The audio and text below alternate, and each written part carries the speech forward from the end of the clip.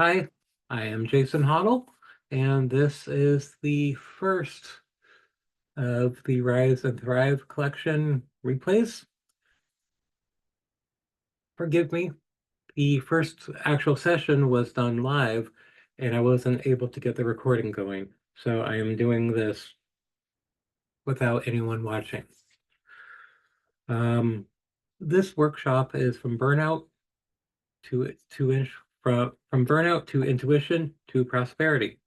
We will be mapping several hormonal triggers in the body to help us move from a mindset of scarcity to abundance.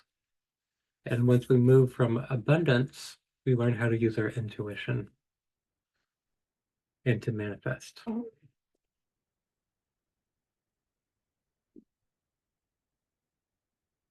There are several stress hormones that we need to look at. Cortisol, adrenaline, norepinephrine. These push us into several different states of mind, like fight, flight, freeze, or fawn. These lead to burnout when left unchecked. There's a couple of growth hormones like dopamine, serotonin, and oxytocin. They fuel motivation, stability, connection, and joy. These are the states where we live and thrive. And when we mix together these different types of states of mind, we get different frameworks where we are slapped with or we move into as we ebb and flow throughout our day as we interact with people around us. I will map out these hormone triggers and notice the emotional and mental patterns they create and identify the positive states that restore balance. We really can master the stress hormones by paying attention to how these all map out. And we can pick and choose what we flow into. Once we stay balanced, our biology aligns so we can manifest clearly, trust our intuition, heal more deeply, and live in better alignment as we make more connections with the people around us. Um, we will be doing a short Reiki or energy share.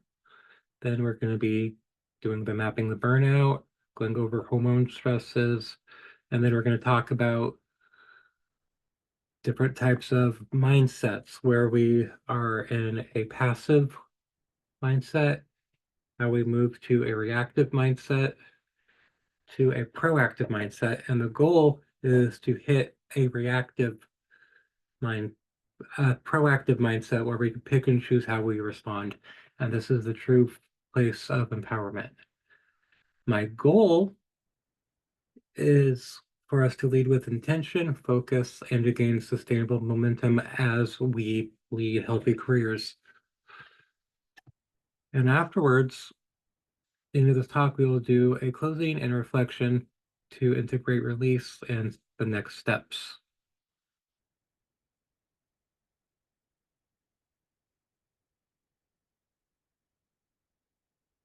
Now, I will say this over and over again. This framework I am promoting, where we focus on the chemical triggers in our body that regulates how we think, how we feel, how we react. It all leads up into how we use our intuition, how we manifest, how we move energy, how we heal, how we lead, how we stay productive and abundant. We cannot, absolutely cannot stay abundant or stay in a state of flow when we're in a framework of lack or stress. It just doesn't work that way. There's biology that proves this. And this isn't about what's fixing broken. It's about learning to notice stress patterns, map how clearly they show up, and reroute them into clarity, energy, and forward momentum. We blend intuition, biology, and practical action.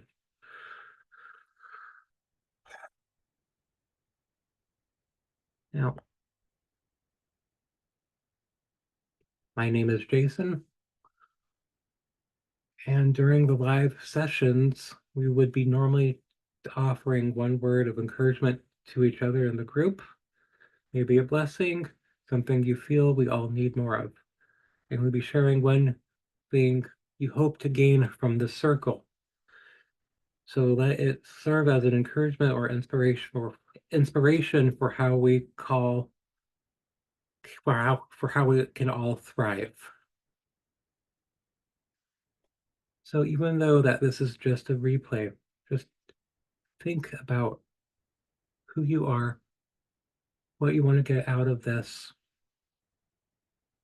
and what you want to put into the circle.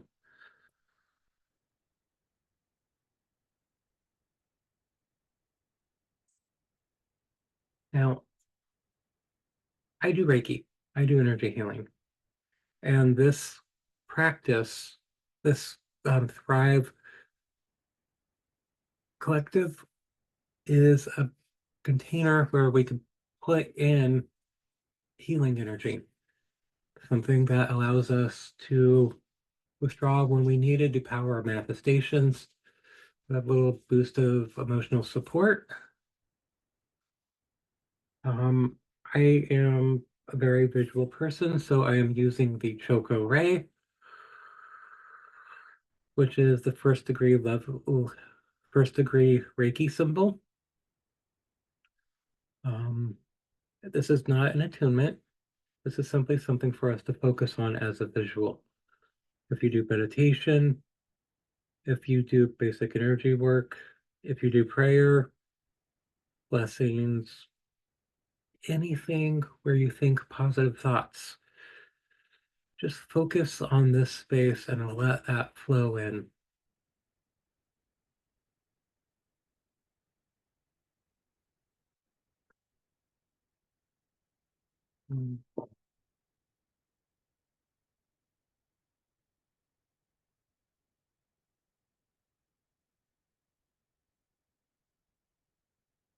Just know that you are loved, seen, and validated. And everyone that goes through this collective feels the same and wishes the same for everyone else.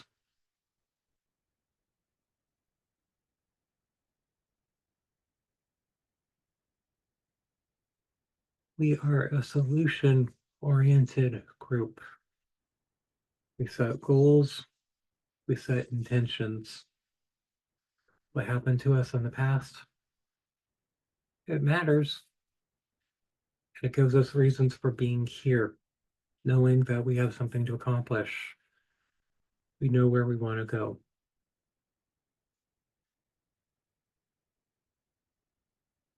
As we focus on expansion, the things that we struggle with get smaller and smaller and smaller as we get bigger. As those things get smaller, they become easier to avoid, to sidestep. They lose their fear, they lose their influence on our life. Eventually, they give us knowledge, they leave us with the gifts of knowledge, experience, and the resolution and strength.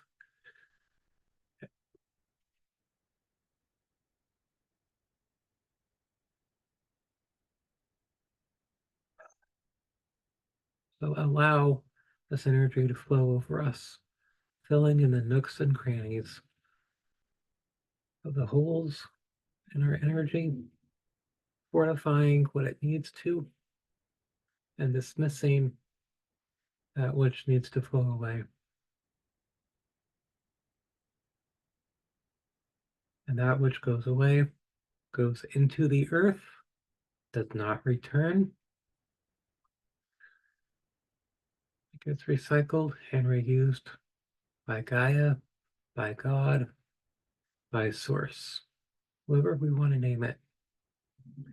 They take it, they reuse it.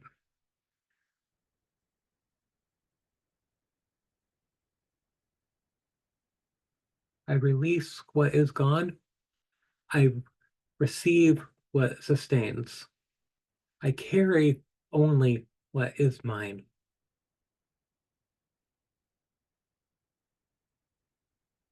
Breathe deeply Drink water. Let the excess energy fade. The space now holds the love and strength we raise together. Call upon it whenever you need.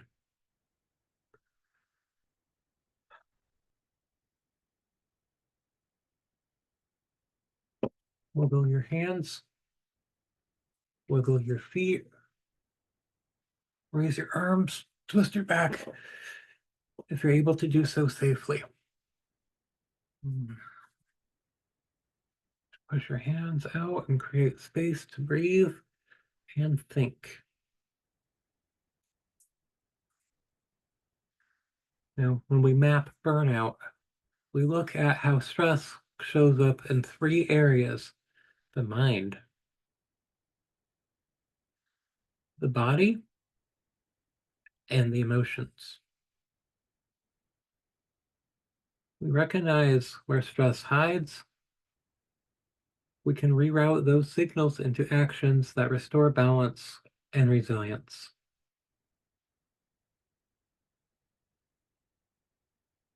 The body regulates the nervous system and emotions,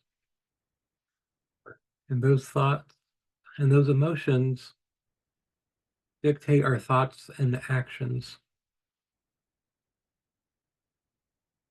Age, the environment, our diet, and our health, they all shape how we live and respond. Our intuition is an extension of our internal health. It guides us through danger and brings us comfort. We all, Science has proven that different parts of the brain interact with each other in certain ways. We can't learn or absorb new information if we're in fight or flight mode with the cortisol pumping. It just doesn't work that way. So what's the point of trying to assimilate new information or learn or go to school or do anything important that causes us to reassess information when we're in a state of lack or stress? We're in danger mode. We're too busy looking around, trying to assimilate information that keeps us stable. Abundance, on the other hand, works with other hormones: dopamine, serotonin, things like that. We can enter into a flow state or a state of abundance, of gain, growth, and learning when we're thinking positive thoughts and we're relaxed. I work with people on a regular basis, helping them coach their intuition, find ways for abundance, to move away from things that are stressing them, causes ill health. I always go into the biometrics first: the age, their gender, whatever meds they're taking, the hormones that they're dealing with on a regular basis. Are they through menopause, going through puberty? All of that affects how we think, how we feel, how we react, and how we use logic. It all matters. We have to approach intuition, health, and growth and abundance and prosperity from the biological standpoint first. Everything connects from that. If we leave these things unchecked, we hit burnout. It's a burnout, feels like mental fatigue, brain fog, sleeping in, zoning out. Um, when we're in burnout, we don't do things the way we're supposed to. If you're job hunting late at night, or you're trying to do schoolwork and you're yawning, you're supposed to be asleep, we don't know what we're doing wrong.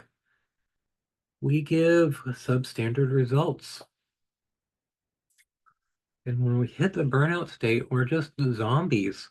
We don't know why we're stressed out, why relationships don't work, why we're not able to move energy. We seem to be stuck in states of lack. And we're constantly in fight or flight mode.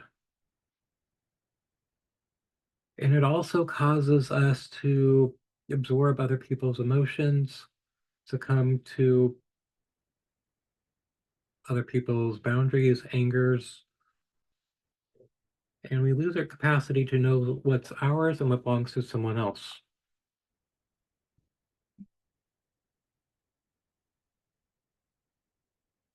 And in our work roles, especially if we're a caregiver, if we're a leader, or if we're a healer, we lower our vibrations, our personalities, our thought patterns to the person that we're working with.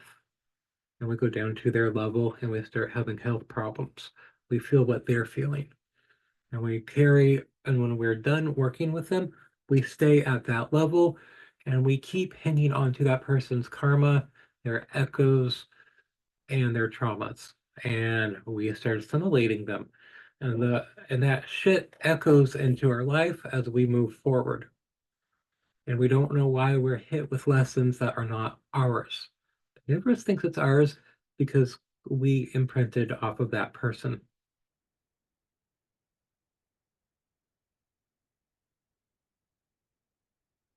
A simple shift to help ward against this of claiming other people's ideas as ours.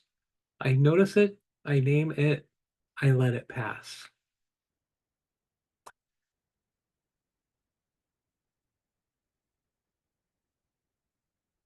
Some of the main key stressors as hormones are cortisol. This is a stress and survival hormone, and it leads to adrenaline. There's another one called epinephrine, and this causes us to stay alert, brings us to the fight or flight mode. Then norepinephrine, and causes us to hyper focus on what's around us. So we're paying attention to that thing that might be coming at us that's going to either hit us like a car going down the street. And this causes our um, heart rate to speed up and we get slapped with dopamine. Then we have stressors like serotonin and oxytocin, where we want to feel better.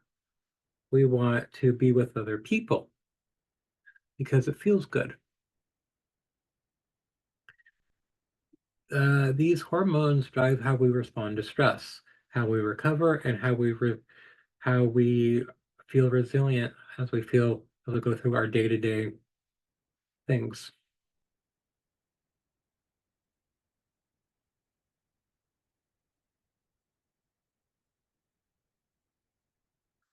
We have to pay attention to these. If we don't,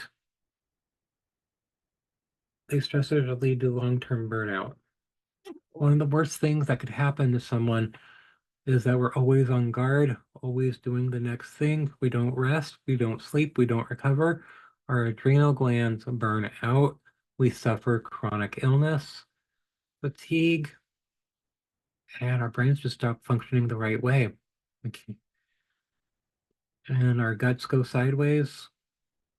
We have other health issues. We get depressed. And when we do get hurt, when we do have medical problems, we don't recover.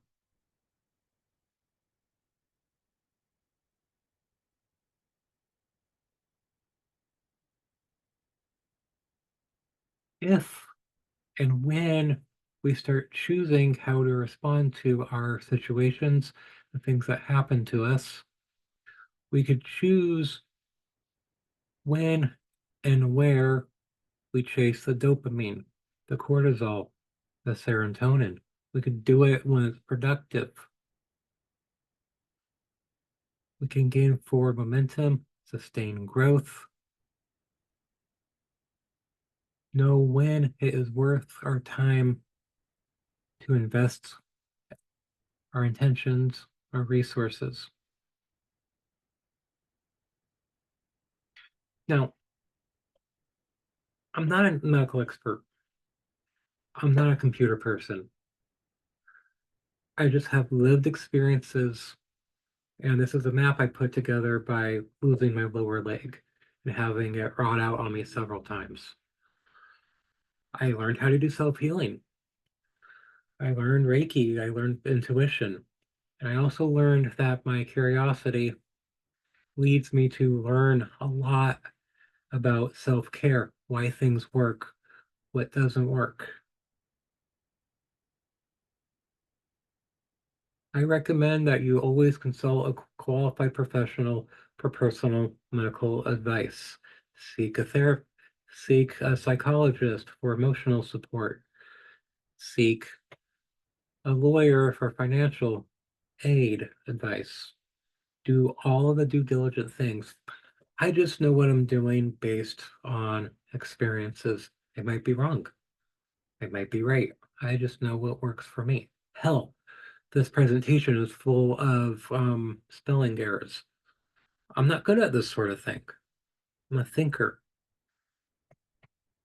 I'm not tech savvy. Oh, I'm not a law person.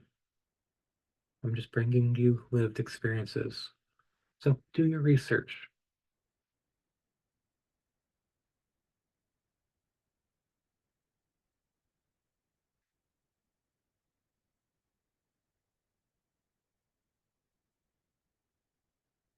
Okay, so the example of the fight mode is a cortisol rush, blood rushing to your ears, breathing, your breath quickens, your stance widens.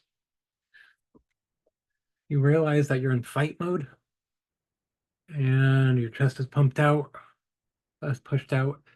You're standing on the balls of your feet and you're ready to do something difficult. Your body is tense, your back is arched, and your chest is out, shoulders wide.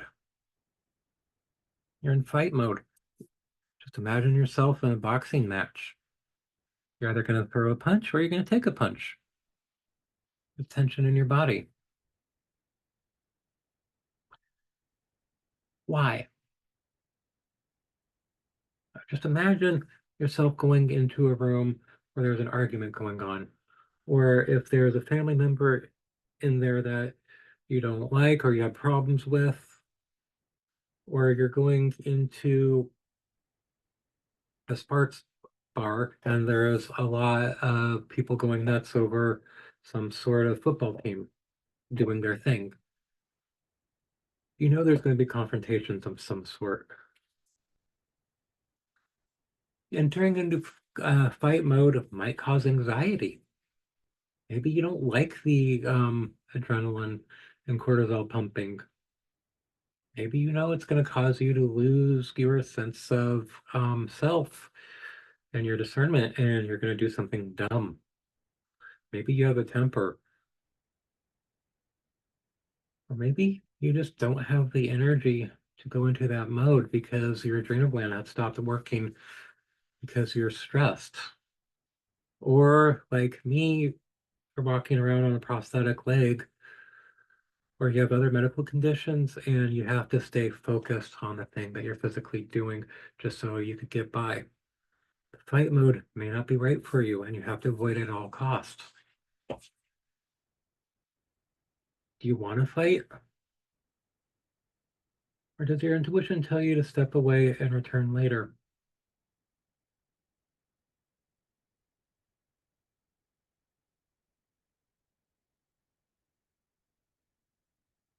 Some part of your brain is always unconsciously seeking trouble sometimes people into sometimes the person enters into fight mode because they are using it to avoid doing something important. Maybe you want to get into a fight with a loved one or with a coworker because you don't want to do your schoolwork or to do a chore. Or maybe you just want to go home early because you're too angry. It could be a coping mechanism.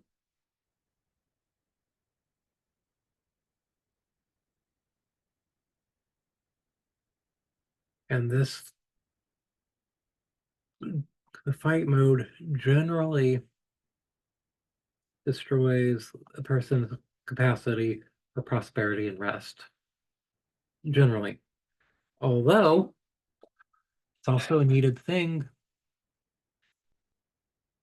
because, well, makeup sex. We need to get rid of all the tension in the body. We hold on to this stuff that we can't get rid of normally, so we have to get into a fight. So does this mode serve a purpose? Some, yeah. We get addicted to cortisol. We get addicted to adrenaline. Some people need this. What do you need? Do you need this mode, or are you better served at avoiding it?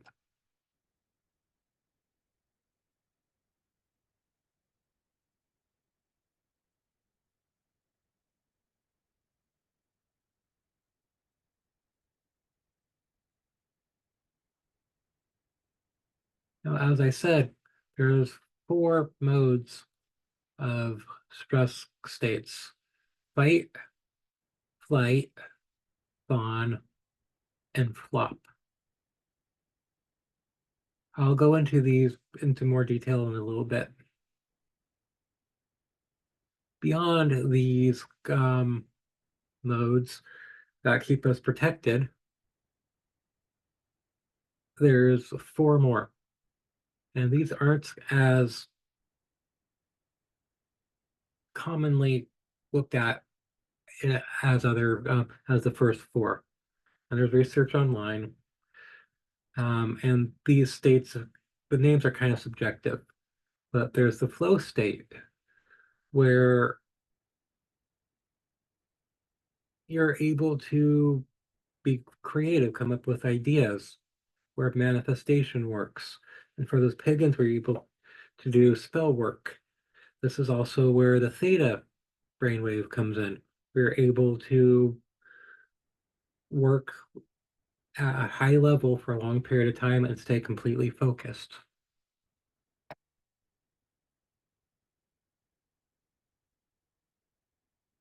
And then the next one is the tend and befriend state, connection state, where you're driven, where you're making friends, where you're building relationships, where you see a loved one, where you're petting a dog, where you're in the moment and you're immune to fear, you're immune to abuse. It's a happy, lovey-dovey feeling. This builds trust, resilience, and it helps you network with other people. It's one of the reasons why when you're at work and there's a meeting, there's some sort of icebreaker that people are required to do to build relationships so we feel relaxed, so we can get into the flow state afterward.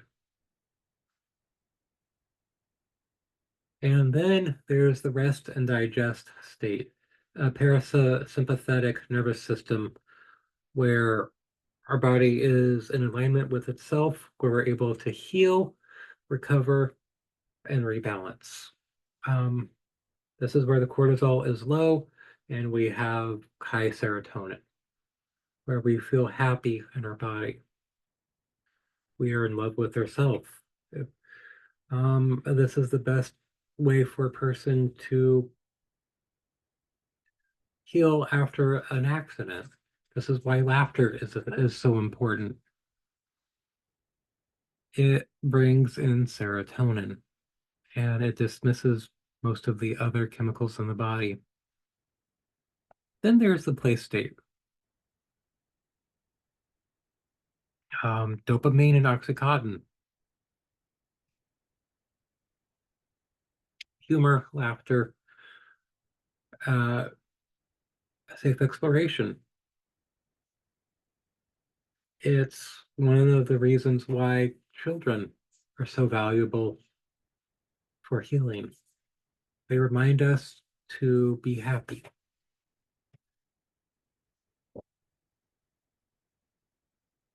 This guy right here, Baxter, is what I use to hit a play state on a regular basis. He sings, he dances, he goes woof. More about that later. These states I just brought up are the states of mind that I want people to learn how to get into proactively.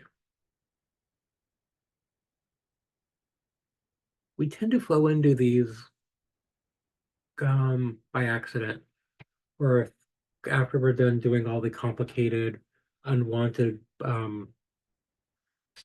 four states I mentioned previously. They don't really,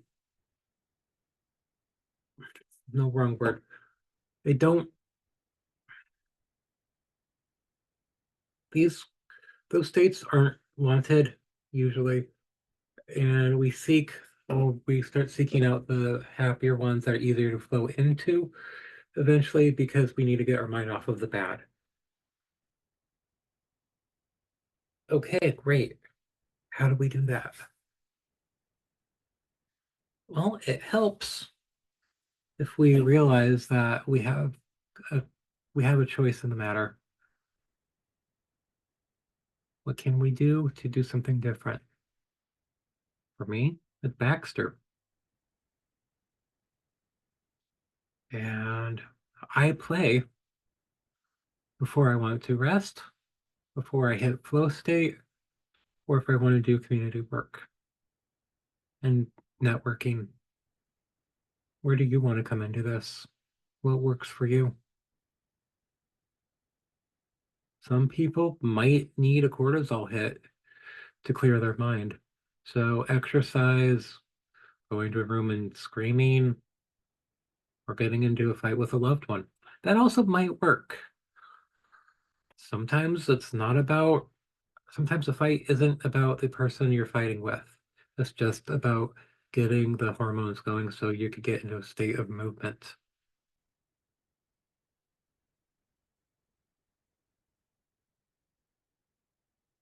Now, the four states I just mentioned are all super important for people in our mind, for people doing the work that we're doing.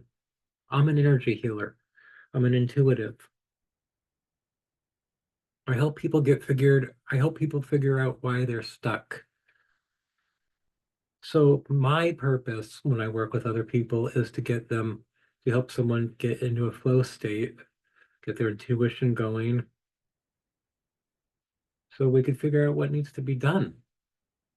And I get them into that mindset by joking around, exploring humor, making them laugh.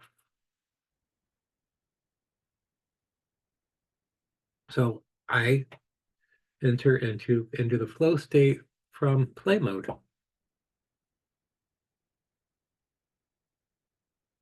Play mode also helps people get into the rest and digest mode.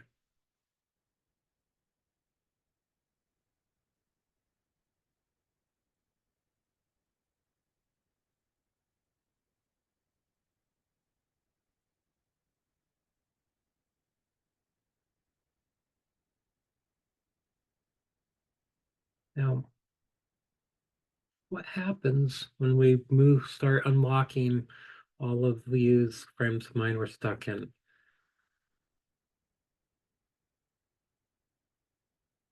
The fight mode, flight mode, fawn mode, and flop mode. If we master these, we move from burnout to balance.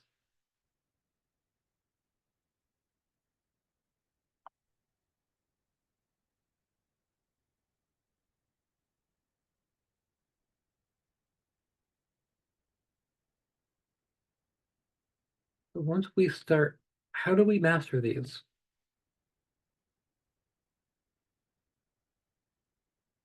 Well, we simply learn to pay attention to the triggers. When we walk into a room, we stand, we pay attention to how our body is responding. Do we walk in confidently? Do we feel blood pumping in our veins? Are our shoulders relaxed? Where's the cortisol? Where's the serotonin?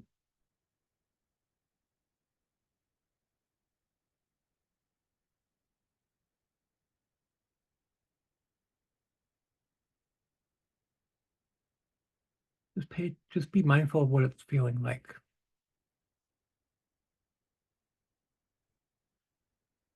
It's a it's a learning curve. Most of us have done this work for a while. And there are some of us that are just beginning to learn about this. There's a lot of science out there that could be easily looked up. I recommend start researching this. Start learning about how it affects the body and how they interact. I'm a trained psychic. I do intuitive work with people, and I and most of the problems that people come to me with are about love, about money, or about work. And they're all suffering some form of burnout.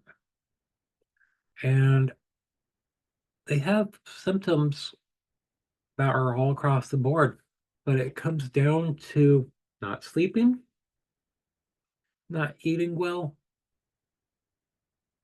and low self-esteem. And it's because they're feeling disempowered in some way. And it's because their bodies aren't responding the way they want it to. Digging deeper, it's about boundaries. People don't know how to respond to the environment that they are in. And it connects with the hormones in the body, the triggers. There have been times where I give instructions on how someone can enter a room and ignore the urge to shift into a cortisol mindset. And once they start thinking proactively, the problems that they're struggling with tend to go away. This matters.